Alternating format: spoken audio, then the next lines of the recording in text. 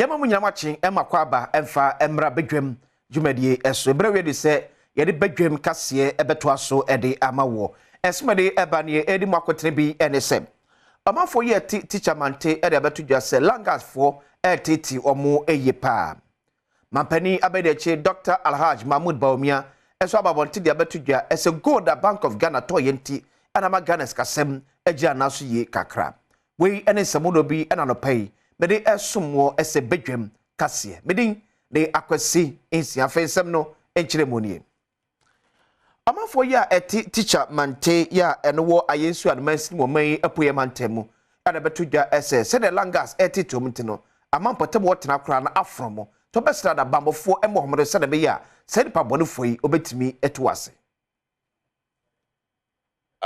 hweme mame penye na langard form frank tinkitin wo de cast 3 no nga be park wa ha no wo hwe won asesa ye niam nyina ko won asesa ye niam nyina ko be 2 times e de akokogu bi hu ba bi ode niam na akokogu won konkofa niam ne mra won pese okokofa niam ne ba won beburu mame abu ni nsam ama ye hospital na ne ho aton kakra me kra me security a me ne mame nam no e se obi hu me ba bia no na obro me wo ba wo de cast ni bisi a ende nipa ne de ye ntimi nkan wo wo do so papa otugu yenso a ba bia obewura bia ese wo fa wanfa wo empira wa ha yenim de besi ehu pa enu ti ye pie kura aha de ebo 6 to 7 dia aha de me wo suma me hakura memba ti ehu se wo ba pe no di hey ni nyina la edimika maami niema omde ye adwuma shovo ne pikas ni ade om se ni nyina edigu ka mu pa eno omde koye Elizabeth Mary Asari anim e obi a wo sine dan na wo san so etempotemu honomo wo kire mu a ahwesofo a wo hwe ne dan so amano na mpem bebre e na langati akoto ahye won so eprepra wonom esenti na desredi a wo de to Inspector General of Police animu enese animu yi ano won hwe ntu ne mema no enwukuro mu honomo sebe ya obetumi abo enkwada empanyinfo ne wonom wo japade okuro mu honomo nyina eho ban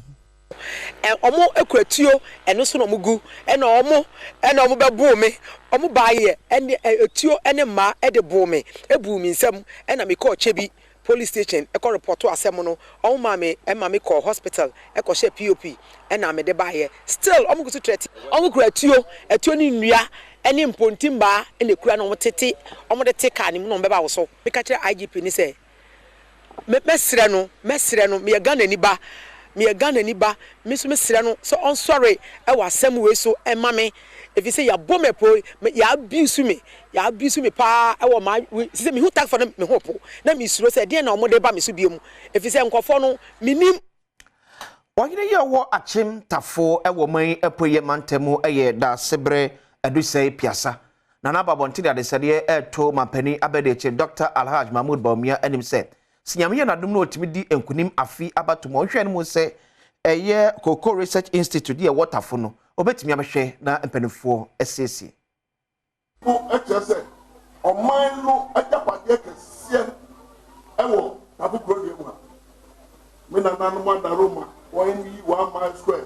ema ye de chichire tata mremre na West African Cocoa Research this is abaye Cocoa Research Institute of Ghana I want more how ni no ma koso ho no asumbuye anu so na ja Ghana cocoa na de exactly ansana cocoa hu to play bia be kono e ho ne wo ne mo pe ne mso nyame bua na wo tako nyano so a ma wani bra ho no sawa ma wani bra ho no if say emratie prayer impati enya duma nyoni a e ho so ya tutu no ma yi a Abra Dr. Mahmoud Baumia kasa wo dwumadie fufuru ase wo si no ye wo fanti akwa South Mansini mu no wa hyebo se wonya kwanya eba bedi man so a wo ba be yensesan bebre wo fom agudie tuo mu wo krom ho no mo na afei wonom a otu fom agudie no ma wonom mfidi a wobetumi ade aye wonom adwuma ne yie. I will be involved in the licensing for every community. The person yamamo minerals development bank ene yamamo common user facilities ene said they mu use technology bia minus ni use no all the tailings no umunya only 30% of the gold from it but yet the machines better umuye remove gold now, they will get 90% of the gold from those tailings. And small scale miners. You formalizing this, the whole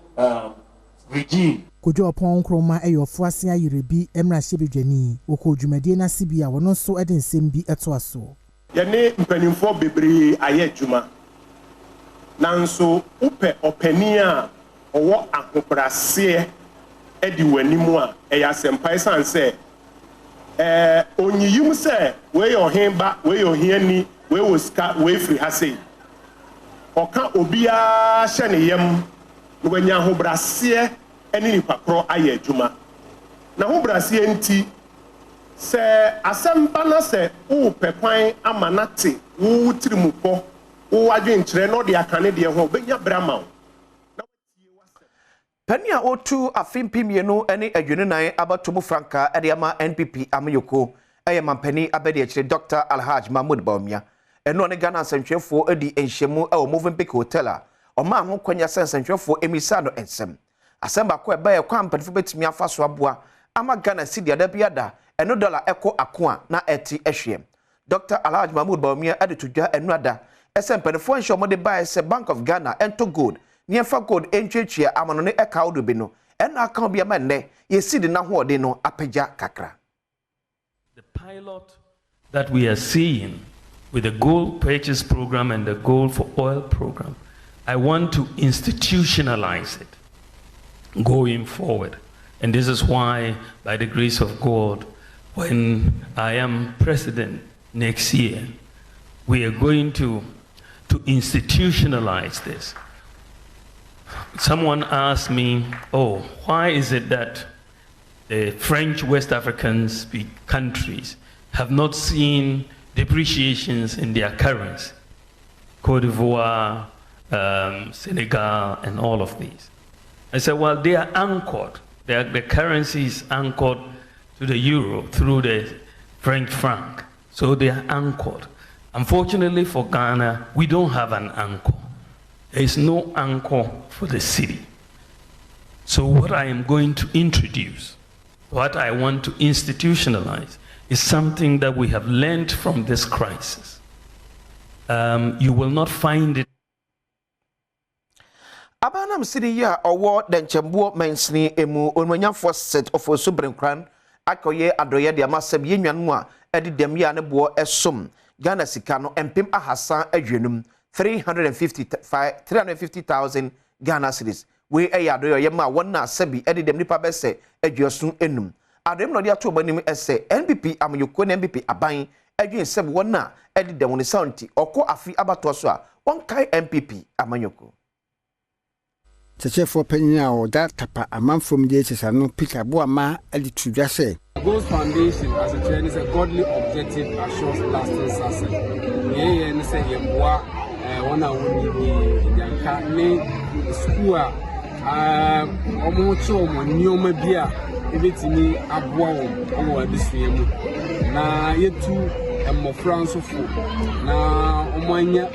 the textbook government. Wapa osomo fanchire mofra ade any SS so any disbursement in Kwan any disbursement is about 350,000 Ghana cedis which owes is 3.5 billion. And if you are doing all this for you and I was telling them say if they want this thing to continue on there then some men people are buying a transfer before because time you be ban but me say am be 500,000 cedis say fakoye juma. And then sky day men for we are not giving anybody less than 5,000 for that person say often conquer a strategy. It would decide now cumulatively what we have been able to do for them. I make sure I say obi sure then I was also telling them say yeah we no I buying a dream almost because the next policy I buying person ruling in the next government of Dr. Mahmoud Bawumia and say the person disabled for now tertiary education free of charge. The tertiary, sometimes people think I say you only universities, but nursing training, teacher training, technical universities, any the university and Kasano. Everybody be out disabled be no. The next policy about person of the man say obema wako ni free. The kasa no akire na won mo wonsa ka mfidie yi bie ene ama ne boni etwetwe nkomo. Abawe bae ni me ame hu bi da. Time a 90 so no me ba ko pe ena mnyam se no 50 Ghana usahi enom de ma no me nya biem be beje one so fo bi ho me nya bi biem but we bae ni nyame ni me nya container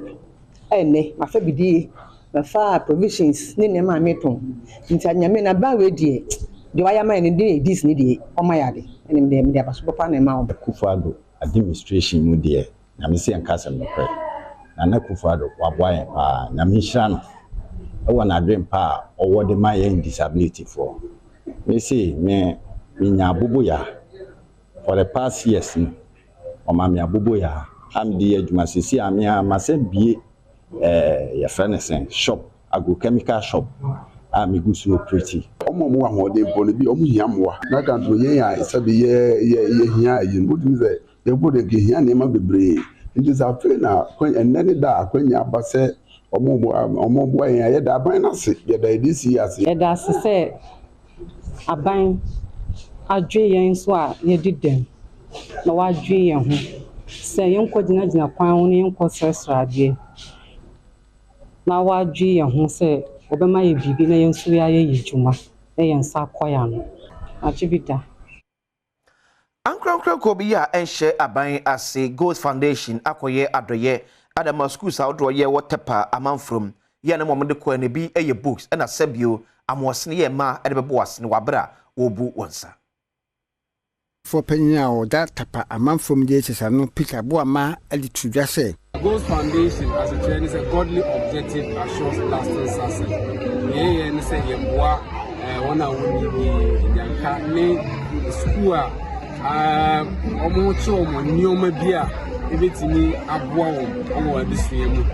na yetu mmofra nsofo na omo anya okupa the textbook government textbook wapa osomo fanchire mmofra ade any exercise book. And so yene anes sponsor kan yentama bomu amomo chire ye ma emia wana omo ahye omo bu omo nsa no ha omo chire okwa omo befa so omo atuna ma omo ho ahin ha omo abra omo bu onsa na eno echi nso ye che sanitary pass emomo ye kan no say baby bia ye fi na oman no enkonkan na ase nyoma enkoyi ne mo ye homoden se enso bitumi ye bibi e de aboa we su de begina anopai bedwam kase ye de besom no ye de ne nyina ebesi ye de ho abaye nche ye ba ye de smado a abada bokata ahodo emu ye beko online ne akohensam so guonom ne ye bi homa na tum na so atumi afre e de wadwen kire enso atadwuma de achi bedwam ne ye ba yesi